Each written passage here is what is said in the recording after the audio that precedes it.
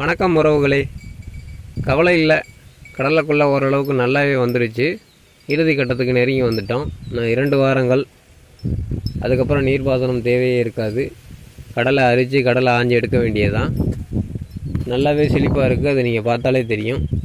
இந்த 2 வாரங்களில் 3 வாரங்களில் நம்ம செய்ய வேண்டிய வேலை என்ன அப்படின்னா, பாதுகாப்பு செய்கிறது மட்டும்தான் பெரிய வேலையாக இருக்கும்.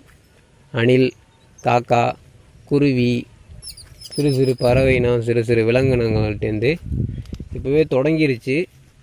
அதை நீங்கள் பார்த்தீங்கன்னா தெரியும்.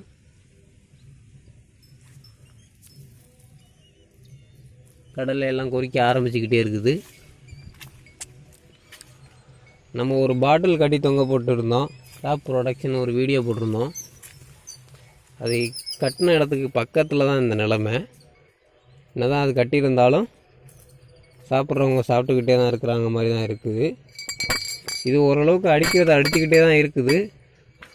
நூலெலாம் மாற்றி கட்டி நரம்பு போட்டு அப்புறம் கடைசியாக ஒயரு இந்த மாதிரி நிறைய மாற்றி அதை ரெட்டை வடத்தில் கட்டி இப்படியெல்லாம் சக்ஸஸ் கொண்டு வச்சு இது காற்றடிச்சா அடிச்சுக்கிட்டே தான் இருக்குது. சத்தம் வந்துக்கிட்டு தான் இருக்குது. ஆனால் நம்மளால் பாதுகாப்பு செய்ய முடியலை.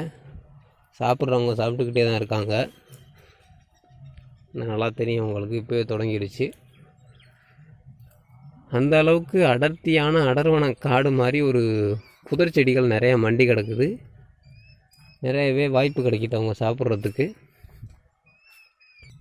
வேறு எந்த தொழில்நுட்பத்தையும் நம்ம பயன்படுத்துறதுக்கு முயற்சி பண்ணோம்னா பவரில் வச்சு கரண்ட் வச்சு ரேடியோ சத்தம் வச்சு அந்த மாதிரி வைக்கிறதெல்லாம் விருப்பம் இல்லை.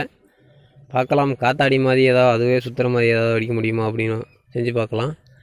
இல்லை அப்படின்னா நேரடியாக நாமளே வந்து விரட்ட வேண்டியதான். வேறு வழி இல்லை. 2-3 வாரங்கள் இங்கேயே கிடக்க வேண்டியதான். நன்றி.